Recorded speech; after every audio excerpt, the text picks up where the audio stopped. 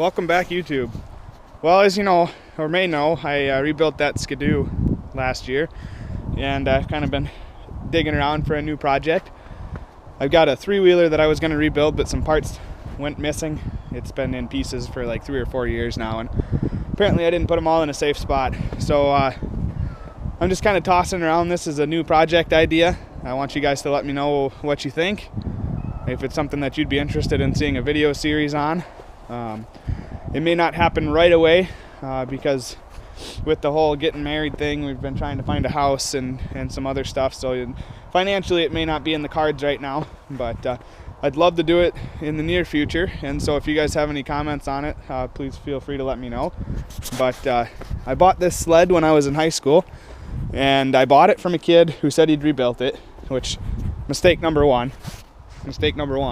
If some high school kid says he rebuilt a snowmobile, don't buy it. Please save yourself the time and the money. I'm not saying that all high school kids out there don't know what they're doing, but it's just 9 times out of 10 you're gonna end up with a lemon. But anyways, I was in high school too, and I didn't know what I was doing, and so I bought this sled. I think I paid $800 for it. It was just about in the shape that it's in right now. It did have a windshield on it, I think, but it was cracked, so I took it off. And the hood was this beat up. I guess a guy apparently hit a car with it a few owners back, but it seemed to run good when I bought it, and I put somewhere probably around 300 or 400 miles on it, and the engine blew up. I was riding one night with a buddy, shut the motor off, and it never started back up. And so I decided to be the stupid high school kid that would rebuild it. And being in high school, I didn't have a ton of money, and I wanted it to be done as soon as possible, and so I kind of rushed through it. And when I tore it apart, I found out that the reason it blew up was because the kid, when he rebuilt it, he didn't spec anything. He just put new pistons back in it, and the cylinders were too worn for the new pistons. And so the pistons were slapping against the cylinder, and you could actually see where the skirts were already starting to crack off on the pistons. So it's probably a good thing it blew up when it did.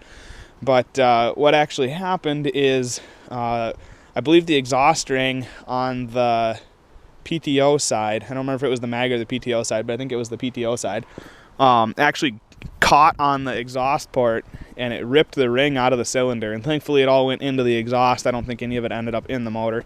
But so I pulled it apart, and I got it bored, and I put a new top end in it, and it was probably it was that next fall before I got it back together, and so it had sat for a while. And mistake number two. We're on mistake number 2, sorry. When doing anything with snowmobiles, or any two-stroke engine for that matter, is if you take the thing apart, rebuild all of it. I didn't do the bottom end, and as you can see here, it sits not running, and it hasn't ran for years. But what happened was I didn't rebuild the bottom end. I got the thing started, and I was going through the break-in cycles, and it did what's called dieseling. Now, if you're not familiar with that, that's basically a runaway engine. It's really common in diesel engines. But what happened was I started it up, and I gave it some gas, I revved it up a little bit, and all of a sudden the motor just went to redline, and she was just pinned wide open. And so the first thing you think of when something like that happens is you hit the kill switch. I hit the kill switch and nothing happened. I turned the key off and nothing happened. Well, by this point I was starting to get a little nervous. I thought, maybe when I put it back together I didn't hook a wire up right or something like that. And so I had the hood off of it already, so I reached down and I pulled the spark plug wires off, and she just kept on running. And at this point I had never heard of dieseling before, and so I was like, what in the world is going on?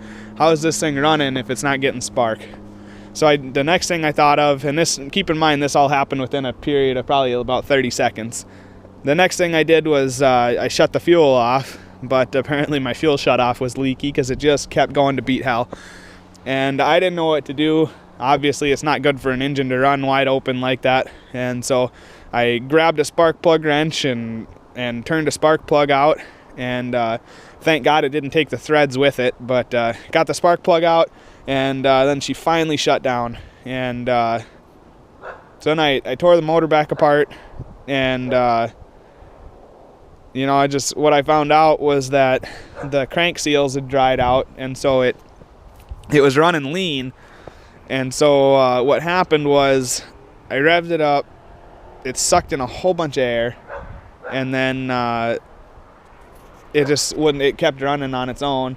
It was a runaway engine, and then because it was sucking in that air, it was running lean. That's why it ran wide open. A lot of times diesels will, when they diesel like that, they'll idle, or even some like racing snowmobiles will do it once in a while. They'll just sit there and they'll stick it idle. But because it was running so lean like that, that's why it stayed wide open. And then it spun a crank bearing, and it just, everything went to hell, and the inside of the motor shot. But so that's where it sits right now. Let me get the hood off here in just a second, and I'll show you what I got to work with. So as you can see, the motor is completely in pieces. There's really no point in putting anything back together once I found out what was wrong. But you know, on the plus side, I do have all of the good pieces. You know, I took a look at this head the other day, and it'll need some cleaning up. But you know, I really don't see nothing wrong with the head. And so the head is still good. You know, the bottom end is shot. The jugs are probably shot.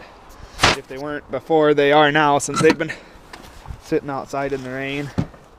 I'd probably get it looked at and see if it would be worth boring.